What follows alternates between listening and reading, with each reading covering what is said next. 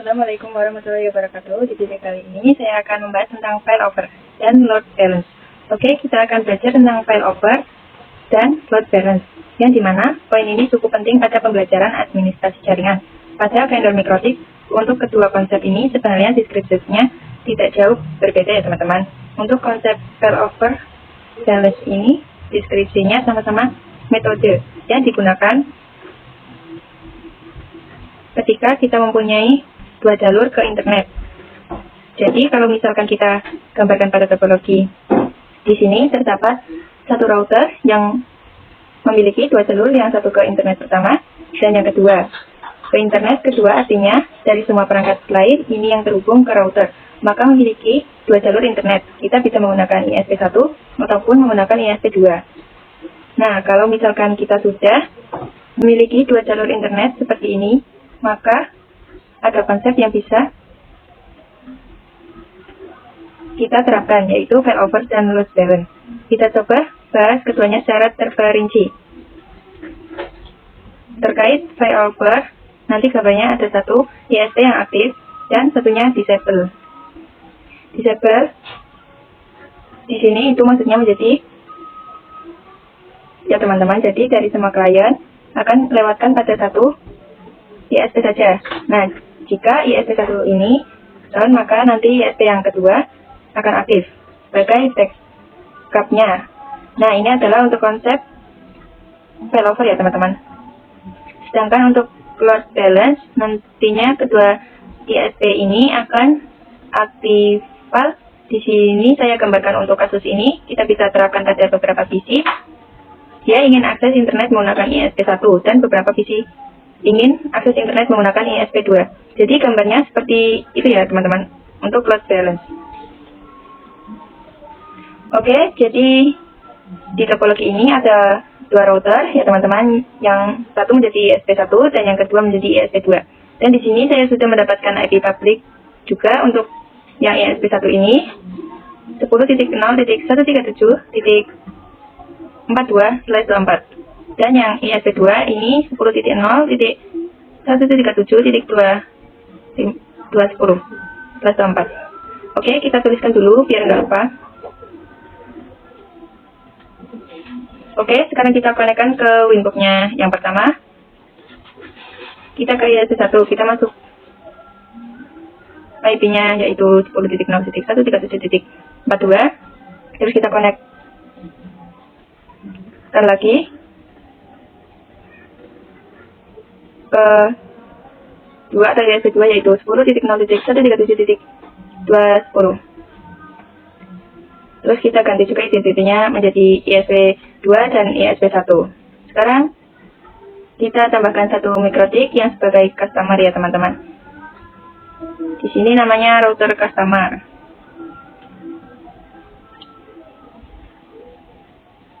Nantinya terusnya yaitu router customer ini memiliki dua jalur internet, bisa menggunakan ISP1 maupun ISP2. Sini kita hubungkan ya yang ke ISP1 dan yang ke ISP2 dengan 2. Oke, terus kita nyalakan. Kita masuk ke router customer ini, kita pastikan bisa terhubung ke ISP1 dan ISP2 dan juga bisa internetan. Oke, di sini kita cek IP address print masih kosong ya, berarti yang harus kita lakukan adalah membuat IP di dua ISP1 dan di ISP2 yang berfungsi sebagai gateway router. Kita jabarkan dulu, misalkan kita pingin IP-nya itu BBC1 192.168.1/24, terus di Ether 2 ISP2 IP-nya yaitu 172.116.1.1. Oke, kita langsung saja masuk pada Winbox-nya. Untuk ISP1 di IP address kita tambahkan yaitu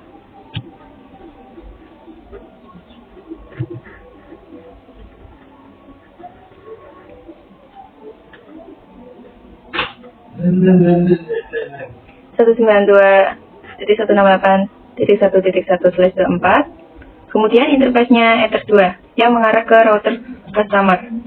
Terus ke ISP2 di IP address ini kita tambahkan IP-nya 172.16.1.1/24. Apply. Oke. Selesai. Terus sekarang kita konfigurasi di customer-nya ya teman-teman. Kita cek IP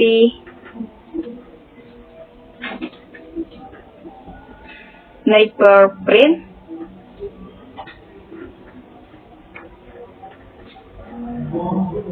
Nah, di sini ada header 1 dan header 2. Ya teman-teman, kita langsung saja untuk konfigurasi IP address-nya. Kita cek dulu IP address print masih kosong. Kita bisa langsung konfigurasinya, yaitu di sini IP address, address, IP-nya yaitu 192.168.1.2, 104, interface-nya 1 ya teman-teman, yang ke ISP1. Terus kita tambahkan lagi IP-nya 172.168.1.2/24, interface-nya header 2. Oke, kita cek lagi IP address print. Nah, sudah ada ya teman-teman. Sekarang kita coba ping ke gateway-nya, yaitu ping 192.168.1.1. Oke, berhasil. Terus ping 172.168.1.1. Oke, berhasil ya teman-teman. Selanjutnya kita akan konfigurasi default root agar bisa internetan ya teman-teman. Nah, default root ini akan mengarah ke ISP1, berarti kita tinggal masukkan gateway-nya saja ya teman-teman. Itupun kalau kita mau mengarah ke ISP2, kita bisa memasukkan gateway-nya saja. Di pembelajaran failover dan Raspberry ini mempunyai 2 jalur, berarti di sini kita tambahkan default root-nya 2 kali sebelum kita run Roman set enable yes. Terus kita masuk ke romonya di ISP1.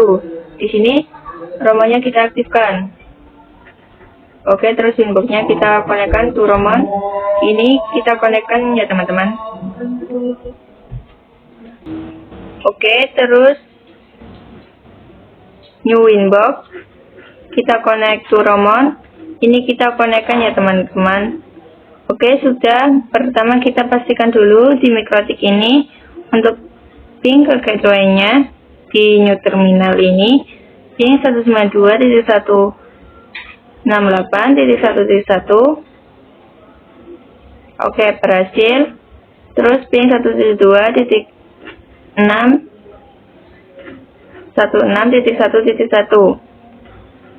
Oke, berhasil ya teman-teman. Sekarang kita setting default-nya di IP root. Di sini destination address-nya tidak usah diubah ya teman-teman. Terus gateway-nya untuk ke jalur ISP1 berarti 192.168.1.1. Nah, ini statusnya aktif static ya. Kalau kita tambahkan untuk yang ke jalur ISP2, ini kita nya yaitu 172.16.1.1. Nah, di sini statusnya S saja ya teman-teman. Tapi tidak usah khawatir, ini bisa aktif kalau misalkan untuk yang jalur ISP1 ini kita disablekan.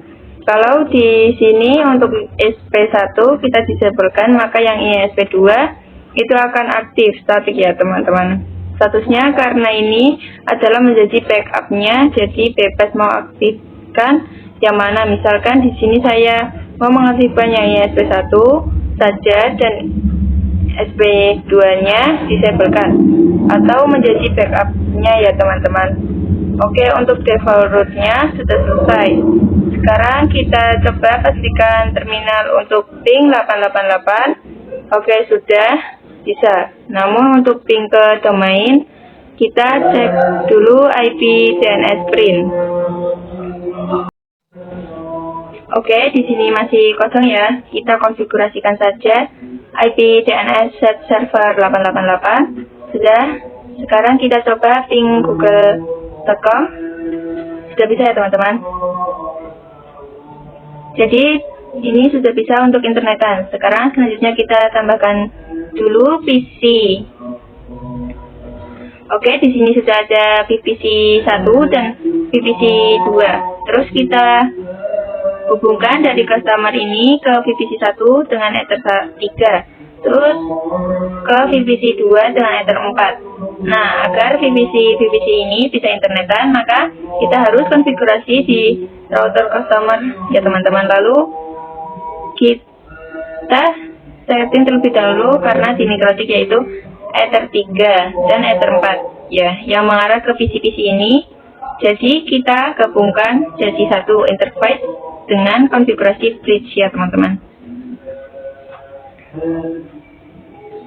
Oke, langsung saja di Wingo customer ini kita masuk ke bridge, kita tambahkan untuk namanya bridge 34, terus di port kita tambahkan yaitu interface-nya, terus juga Ether 3 dan 4 ya teman-teman. Tadi yang mengarah ke PC. Oke, selesai. Terus kita tambahkan juga IP address-nya. Di sini kita pingin IP-nya yaitu 10.10.10.1/24. Terus interface-nya bridge 34. Oke, sudah. Terus kita IP DHCP serverkan saja, terus DHCP setup. Di sini interface-nya bridge 34. Terus kita next saja.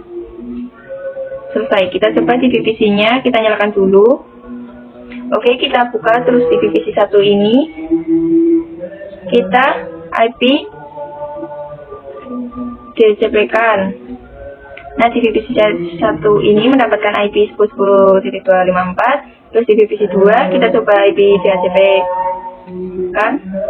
VPC 2 ini mendapatkan IP 10.10.10.253. Oke, sudah untuk membuat IP-nya, namun ini belum bisa internetan ya teman-teman. Sebelumnya kita tuliskan dulu di sini di Ether 3 dan 4 ini kan sudah digabungkan. Tadi IP-nya yaitu 10.10.1/4. Terus di VPC 1 tadi kita tambahkan IP 10.10.10.254 dan VPC 2 kita tambahkan IP 10.10.10.253.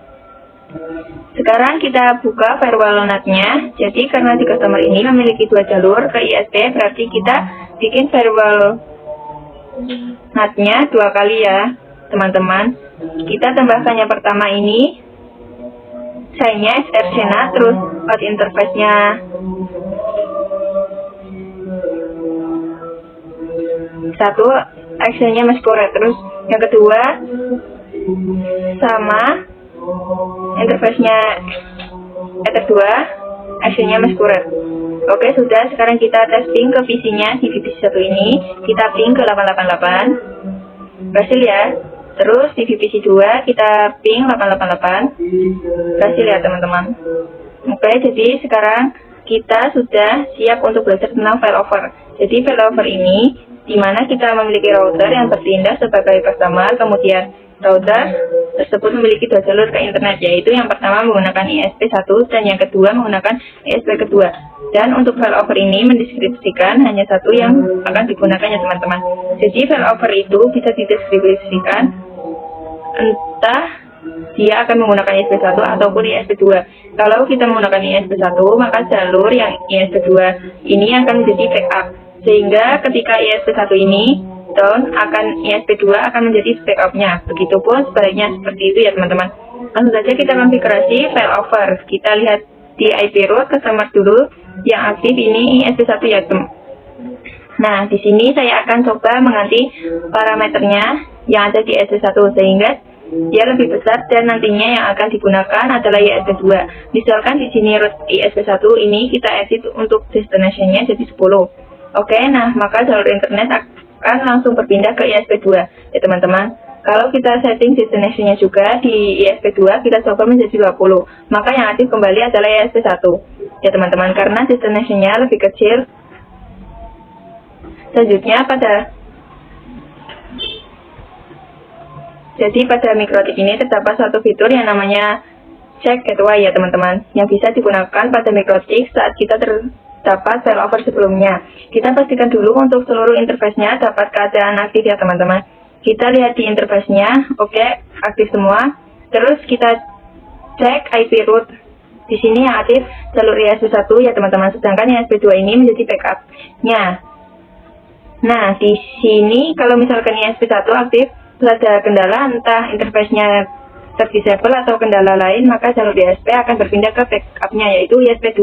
Misalkan di sini ada suatu kasus apabila IP yang terdapat pada ISP1 itu dalam keadaan terdisable, apakah mikrotik customer ini sudah mendeteksi atau belum. Jadi misalkan kasusnya seperti ini itu ya teman-teman, maka dari itu untuk customer agar bisa mendeteksi, kita bisa menggunakan fitur check gateway. Artinya kalau misalkan kita tanamkan check gateway pada customer dengan memilih ISP1, maka customer ini akan selalu check gateway ada di ISP1. Ini kalau misalkan terdisable, maka jalur ISP akan berpindah ke jalur ISP2 seperti itu ya teman-teman untuk arti check gateway. Oke, langsung saja kita coba untuk tambahkan check gateway-nya di router customer. Ini jalurnya mengarah ke ISP1 ya teman-teman. Ini kita klik, nah di sini ada check gateway. Ya, dan ada dua pilihan, bisa menggunakan ping atau ARP. Artinya, kalau kita menggunakan ping, maka router menggunakan ping. Terus, kemudian kita coba disablekan yang di jalur ISP1. Nanti, harus yang berpindah ke jalur ISP2. Karena di ISP1 ini, IP-nya akan kita disablekan. Oke, kita disablekan dulu IP-nya di ISP1. Nah, sekarang kita coba cek apakah di customer ini sudah berpindah ke jalur ISP2 atau belum. Kita tunggu sekitar 5 sampai 10 detik. Nah, di sini sudah berpindah ke jalur ISP2 ya, teman-teman. Jadi, dengan bantuan cek gateway ini, customer ini sudah bisa mendeteksi ketika IP dari ISP1 atau 2 ini berkendala, maka dia akan otomatis berpindah jalur ya, teman-teman. Oke, seperti ini untuk gambaran dari failover ya teman-teman, dan cara konfigurasinya. Oke, kita sudah belajar tentang failover, sekarang kita akan belajar tentang load balance.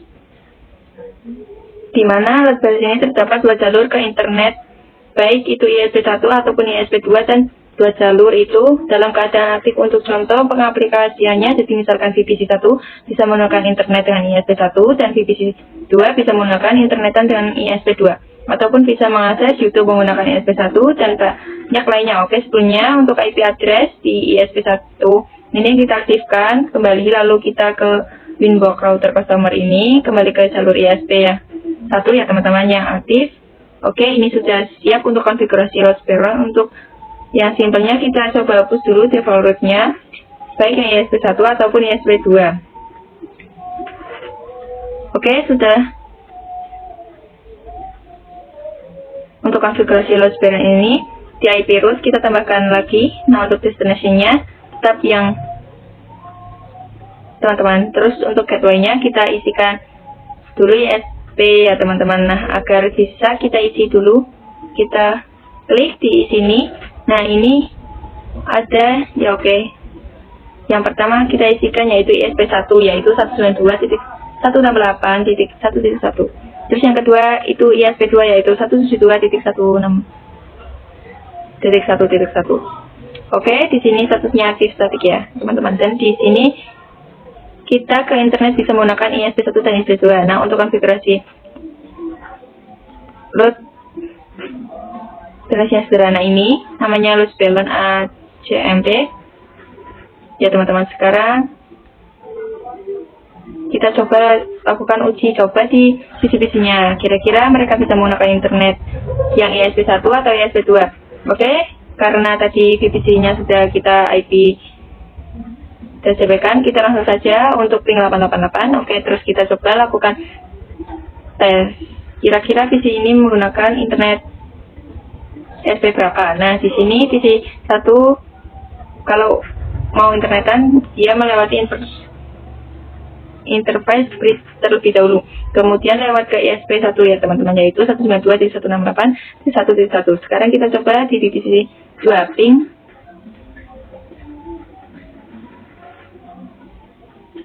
Oke, terus kita trace 888. Oke, untuk divisi 2 kalau untuk internetan dia melewati interface bridge terlebih dahulu, dan juga ternyata dia melewati ISP1 juga ya teman-teman. Nah, ini gambaran dari VPC 2, yaitu selanjutnya kita coba kita cek di VPC 2, misalkan kita ping akses google.com, ini kira-kira menggunakan jalur yang Mana? Sebelumnya kita setting DNS-nya terlebih dahulu agar bisa domain IP DNS 888. Oke, terus show IP. Oke, sudah terisi IP DNS-nya. Kita coba ping Google dulu, ping google.com. Oke, berhasil. Nah, kita coba tes. Ternyata kalau untuk mengakses ke Google, VPC ini melewati interface terlebih dahulu. Terus dia akan ESP2 yaitu teman-teman. Terus misalkan kita ingin cek ke Facebook, caranya kita masuk ke Facebook Customer, terus kita masuk ke Tools, kemudian arrow di sini kita coba dulu untuk yang ke internet yaitu 88 protokolnya. Terus kita start. Nah, bisa dilihat bahwa router customer ini kalau akses ke internet atau ke 88 ini menggunakan jalur ESP2 ya teman-teman. Nah, kalau misalkan kita ingin coba contoh lain, misalkan untuk Facebook ataupun yang lainnya, kita bisa menggunakan contoh command prompt. Oke, di sini sudah. Terus nasclop facebook.com. Nah, di sini kita dapat IP-nya yaitu kita salin saja, terus kita masukkan di sini. Nah, terus kita stop. Ternyata di sini customer ini kalau mengakses Facebook sudah menggunakan jalur ESP2.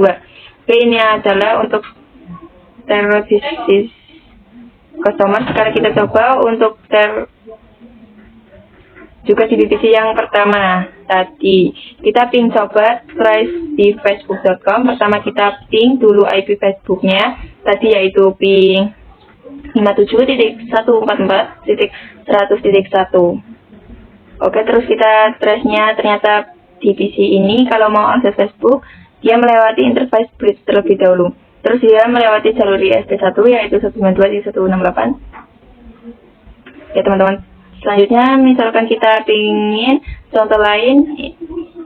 Nih, misalkan kita pingin akses ke Twitter. Di sini kita tuliskan dulu nasclop.twitter.com. Oke, kita dapat IP-nya yaitu di sini IP-nya yaitu 104.244.42.193. Oke, kita ping dulu yaitu tadi 104.244.42.193. Oke, terus kita trace. Nah, bisa dilihat jadi untuk VPC ketika mau akses Twitter dia melewati interface terlebih dahulu. Terus dia menggunakan jalur ISP yaitu 172 ya teman-teman. Oke, selesai ya teman-teman untuk test route. Sekarang kita coba kasus baru yaitu untuk ke ISP itu gateway-nya berbeda ya teman-teman. Misalkan untuk route ISP 1 dia menyediakan hanya 2 Mbps, sedangkan untuk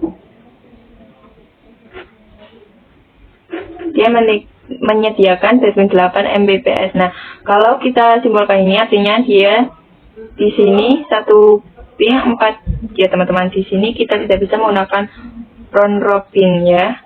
Round robin ini kan pingnya sedang di sini, seharusnya yang banyak disalurkan atau yang banyak digunakan adalah jalur ESP2. Nah, maka dari itu kita bisa lakukan konfigurasi load balance. Pada kasus ini langsung saja kita konfigurasi di root customer ini.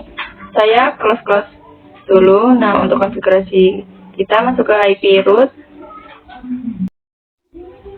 Di sini untuk routing ke internet kita edit ya, karena tadi itu 1:4, berarti di gateway-nya kita bikin 5 ya teman-teman. Kita tambahkan menjadi 5. Oke, yang pertama ini kan tadi 1:4, berarti untuk gateway ISP1 kita isikan 1 kali ya teman-teman. Terus untuk gateway ISP2 berarti kita isikan 4 kali. Oke, jadi seperti ini ya teman-teman. Jadi untuk akses internet akan lebih banyak menggunakan ISP2.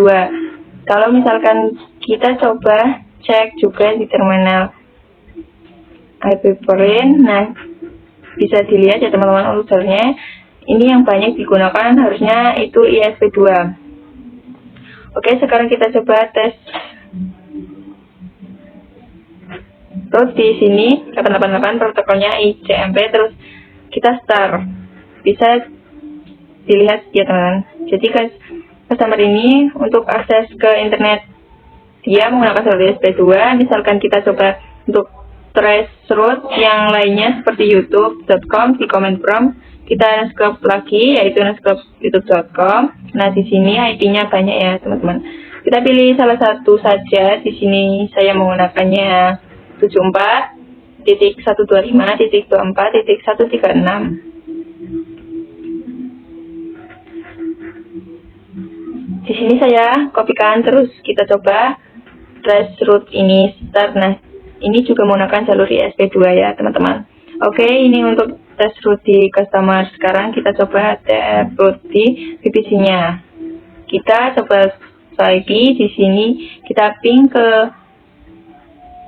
IP youtube.com tadi, yaitu ping 74.125.24.136. Oke, sekarang kita trace. Nah, di VPC juga yang pertama dia melewati interface bridge, terus dia juga melewati ke jalur ISP 2 ya teman-teman. Jadi lebih banyak diarahkan ke jalur ISP 2 karena tadi bandwidth-nya 1:4. Oke teman-teman, jadi kita sudah belajar load balance ICMP atau masih error-bin ya, yaitu masih ambigu, kadang menggunakan ISP 1, kadang juga menggunakan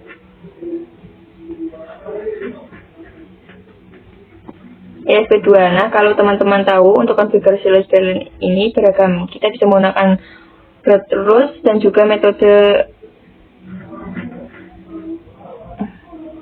mongel. Di sini kita coba bahas untuk yang load balance broadcast terlebih dahulu. Jadi load itu ini akan bekerja dengan sistem searching address. Nah, masuk untuk SRC address adalah kita bisa mendefinisikan misalkan VPC 1 untuk internet dia harus menggunakan ISP 1 dan VPC 1. Untuk internet dia bisa menggunakan ISP 2. Nah, kalau yang gini kita bisa menggunakan metode root root. Berarti untuk VPC ini harus memiliki IP statik ya teman-teman. Jadi misalkan di VPC 1 ini kita ingin IP-nya yaitu 10.10.10.11/24. Terus VPC 2 kita ingin IP-nya yaitu 10.10.10.12/24. Oke, selanjutnya kita konfigurasi dulu IP-nya di VPC 1 tadi, yaitu IP 10.10.11/24 dengan gateway-nya 10.10.10.1.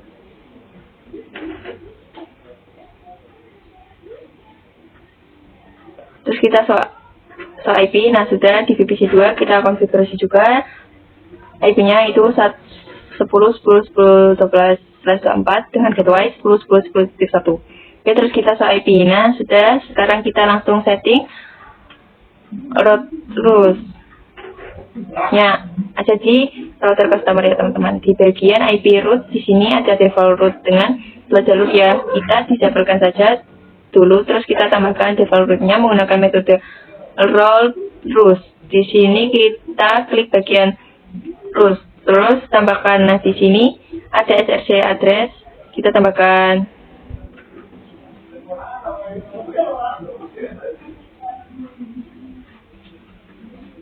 Yang pertama misalkan VPC 1 yaitu IP-nya 10.10.11, terus untuk tabel yaitu VPC 1.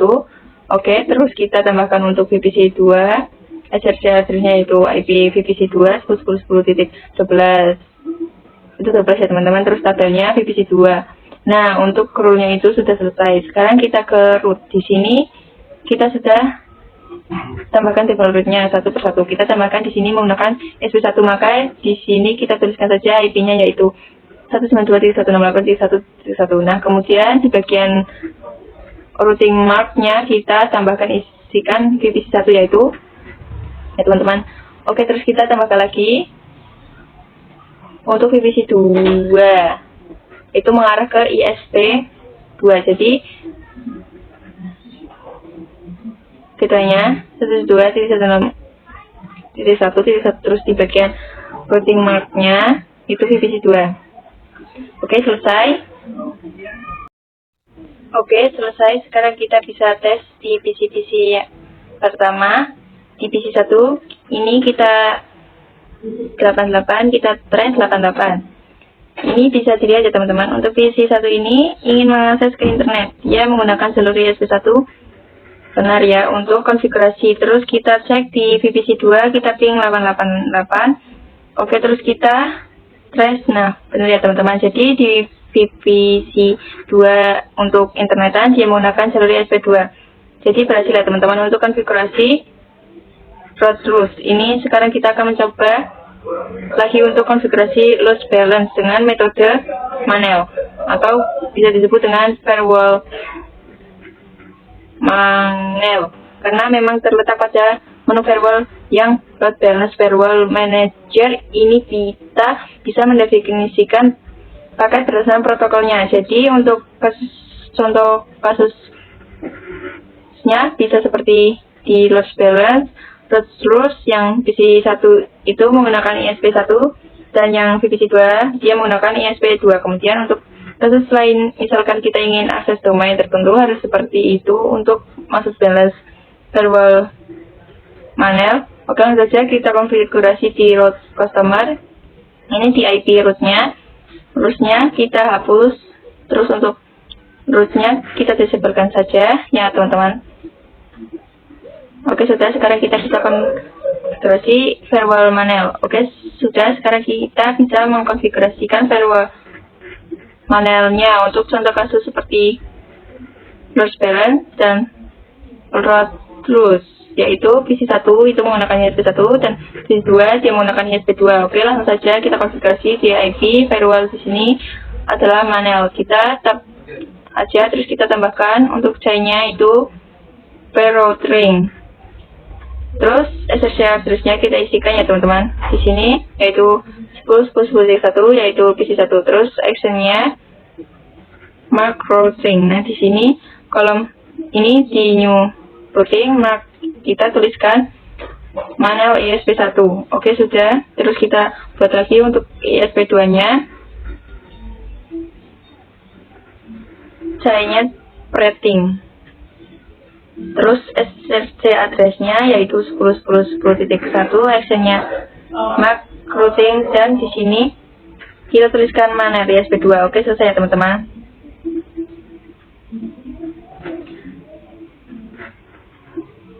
Terus kita pergi ke IP root. Di sini kita tambahkan untuk gateway-nya yaitu 192.168.1.1. Kemudian bagian routing mark-nya kita pilih yang Manel ISP1.